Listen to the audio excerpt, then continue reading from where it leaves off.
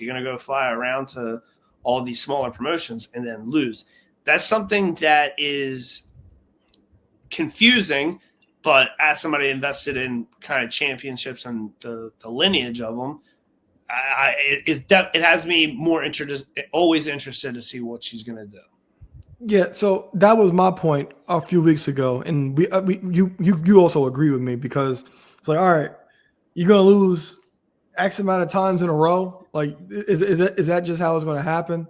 It can't happen that way. That looks crazy, or whatever. Now, when it comes to these belts, Lance, I agree with him 100% because it's one thing if you have the New Japan belts because like they have interactions with New Japan or whatever, they have Forbidden Door or whatever, but all the other championships, we're not seeing none of those wrestlers appear on AEW TV to make those titles feel important because it's just like, okay, we see Mercedes is traveling, she wins another belt over the weekend or whatever, and we see her come out with it next week on Dynamite. It's like, okay, well, you got another belt, but as Lance Storm said, that 27 belts, it's like, all right, we don't know about these promotions, we don't see anybody from these promotions. So how is anybody a threat and why do these belts matter? And as you always know, double champions, they never work.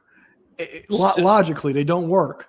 So the one thing that always was confusing to me, and like I get it, like, if you're lucky and you went to that random indie show on Fairgrounds that had a tent over it, and boom, former WWE star, AEW TBS champion with all these other championships shows up and wins the belt in that promotion. That's awesome. You get to see something you never thought you'd see.